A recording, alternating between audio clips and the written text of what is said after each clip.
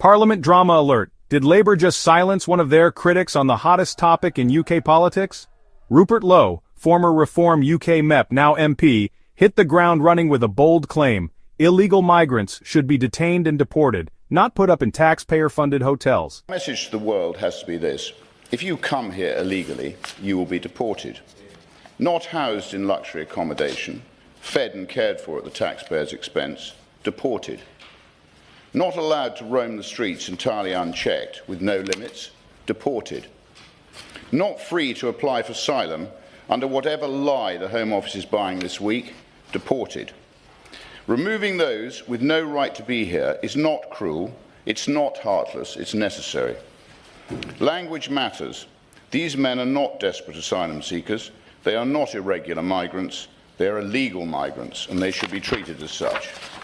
Spreading them across the country into unsuspecting communities is pure insanity. Ask yourselves honestly, if a hotel at the bottom of your road was suddenly filled overnight with young foreign males who have entered the country almost entirely unchecked, would you be happy for your teenage daughter to go out after dark? If the answer is no, the answer is no. If you, I will give way. Thank the honourable member for giving way. Does he agree with me that women across the country face very difficult situations working home at night, and often the tone of debate is incredibly important to maintain our safety in all situations?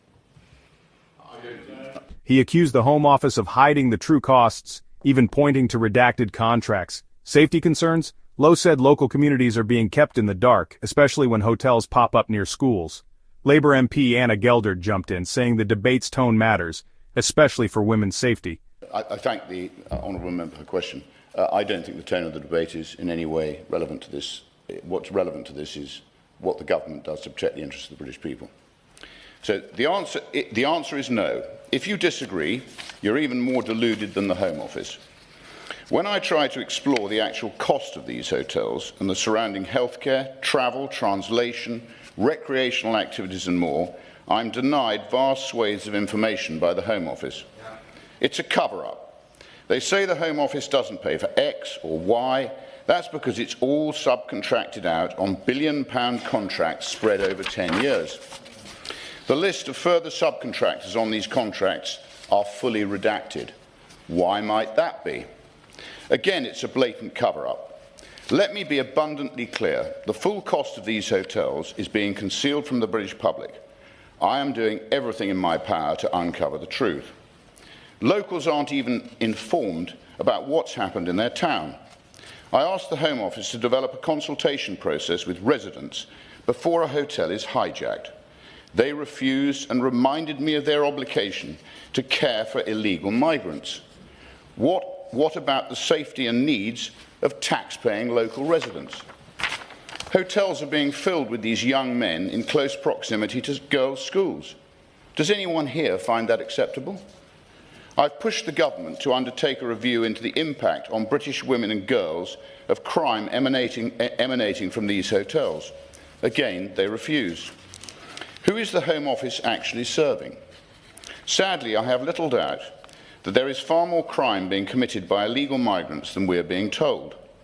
I've raised this time and again with the government. Nobody seems to care. There are roughly 30,000 illegal migrants in hotels around the country. As we know, the vast majority are young males, many from cultures that do not respect women. This is not racist, far right, or whatever else. It's a reality, one we must start to deal with. Secure detention is required, not open hotels. If the facilities don't exist, build them. If we get serious on deportations, they won't be necessary for long. Send the following message and the boats will stop. If you come to the UK illegally, you won't be met with luxury accommodation. What will the British government do to you? 2 words: detain, deport. This is the only way. Thank you. Low-fired back tone is nothing without real government action to protect people. He made a controversial argument, raising cultural issues and demanding a review of crimes involving migrants, especially those impacting women and girls. The government, he says, refused. Lowe's message was clear: stop the secrecy, send a strong signal, detain and deport.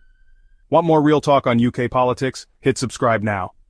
This is the Parliament Pulse UK.